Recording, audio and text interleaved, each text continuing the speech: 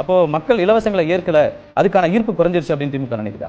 அன்றைய காலகட்டத்தில் அது தேவைப்பட்டுச்சு. இப்போ இருக்கிற காலகட்டத்தில் இலவசங்களை மக்கள் விரும்பலை. அவங்க நாட்டினுடைய முன்னேற்றம், அவருடைய வருவாய் பெருகணும், வருவாய் அதிகமாகணும், அப்படிதான் எதிர்பார்த்து இன்றைக்கு மக்கள் இருக்கிறாங்க. அது எப்படிப்பட்ட காலகட்டத்தில் இப்போ எலக்ட்ரிசிட்டி பில்லை குறைக்கிறோம், பால் விலையை குறைக்கிறோம், விலைவாசியை குறைக்கிற முயற்சியில் ஈடுபட்டிருக்கிறோம், வேலைவாய்ப்பை ஏற்படுத்தக்கூடிய சூழ்நிலை ஏற்படுத்திக்கிறோம். ஆக அந்த முன்னேற்றத்தில் பிறகுற போது அவங்களே அவங்களோட சக்தியை உயர்த்தும் போது அந்த இலவசங்கள் தேவையில்லைங்கிறது தான் ஒட்டுமொத்த தமிழ்நாட்டை கருத்து. இலவசங்கள் வேண்டாம். எங்களுக்கு முக்கியமான விஷயத்துக்கு தான் இந்த வீடியோ. இன்னைக்கு காலையில் நம்ம அரசு சார்பில் 5000 ரூபாய் உங்கள் அக்கௌண்ட்டுக்கு வந்திருக்கோம்.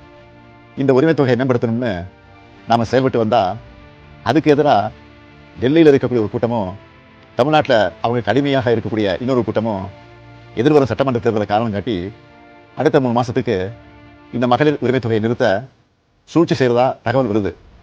இது வச்சு நீதிமன்றத்தில் வழக்கு தொடரவும் சிலர் முயற்சி செய்வதாக செய்திகள் வருது.